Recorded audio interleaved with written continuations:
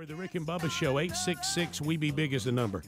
The most important presidential election in my lifetime is coming up this year. The Republican nominee, the fight is still on. And, of course, we've been trying to reach out and try to get Rick Santorum on the program. Welcome to the program, Rick. Thank you for taking time. I know it's crazy, but, man, we're just trying to help. Well, no, look, I appreciate the opportunity. Thank you. It's you guys are right in the middle of it. It's pretty fun to be engaged in a battle where the battle's still in doubt, and Alabama, Mississippi going to play a big role in that on Tuesday. Rick, you're holding the line, Senator. You're facing a front runner who's well organized and well financed, but he could not deliver the knockout punch. That has to re-energize you and your campaign. It certainly has. I mean, we felt good all along. I mean, the kind of support we've been getting across this country, as you see, I mean, we're getting outspent by our campaign 10-1 and by the Super PAC probably 20-1. But we've got the ideas, we've got the vision, we've got the record, and we've got the contrast between President Obama and who that gives us the best chance of winning this election. We need to nominate a conservative who can paint a different vision for this country than Barack Obama's top-down government-run everything. And, if we don't paint that contrast, not only I don't think we're going to win, but what mandate to govern will we have if we have someone who's just a little better than Obama? We need something big to happen in Washington, and that's why I think this Reagan-Carter type election instead of Bush-Clinton is the way to go. Well, Senator, let me ask you this, because I want you to use this platform to clear something up. Because I know that there's been a lot of ads. When we get into this mudslinging, it gets difficult. But sometimes you've got to make your case in order. But there's been accusations that you voted to fund Planned Parenthood, and I know with your convictions, there's no way that can be right. So well, first off, I want you to clear that up. First off, there's provisions in the bill that says no money in this bill can be used to fund abortions, period, end of discussion. So there's no federal funds for abortion. Then there are a whole bunch of provisions in I think it's about a $250 billion bill, some of which I like, some of which I don't, that provide for funding for contraception. And while I don't support federal funds for contraception, I wasn't going to vote against a $250 billion bill which funds the National Institute of Health. Well, neither did Henry Hyde or Chris Smith or any other pro-lifer, I might add. They all have very, 100% pro-life voting records and led the pro-life issue, as I did in the United States Senate for 12 years. The idea that somehow I'm funding abortions or Planned Parenthood is ridiculous. It's not true in the sense that I'm out there saying, we should be funding these things. I don't believe we should be funding these things, but it was in a larger bill, and it's a very small amount of money. And I wish I could say I could vote against every bill I didn't agree with something in, but that's the process that we all sort of decided that as pro-lifers we can support pro-life things like medical research and other things that are important too. Let's talk about America right now, Senator. I know you're a family man. We're family men. We have loads of children just like you do.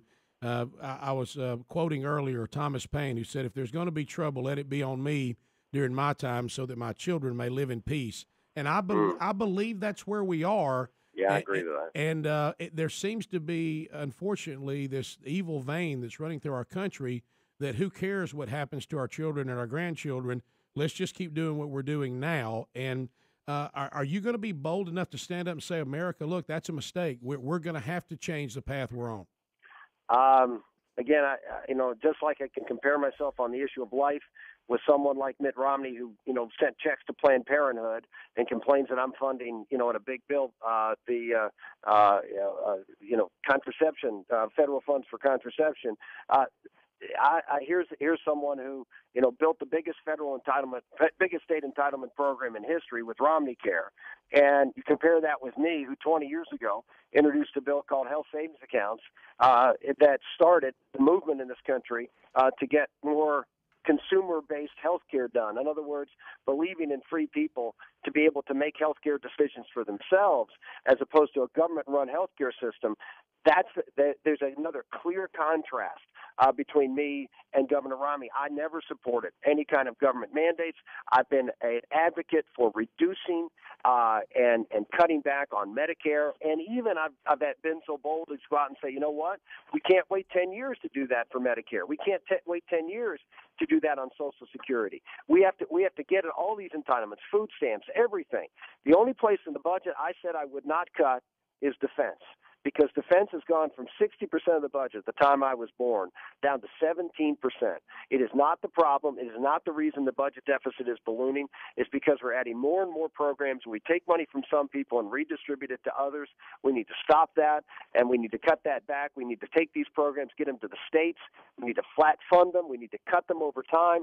Those are the kinds of bold things that I've been doing. I was the author of welfare reform that actually did that, ended a federal entitlement, gave it back to the states, and cut the money over time. Those are the kinds of things that leaders do who are conservative, who are principled, who understand what's at stake. And if you look at my track record and you look at the vision I put out there, $5 trillion in cuts over 5 years, a balanced budget in 5 years, taking on the sacred cows of entitlement reform, you compare that to Governor Romney, $500 billion in cuts, no serious reforms of entitlement programs that he's put on the paper.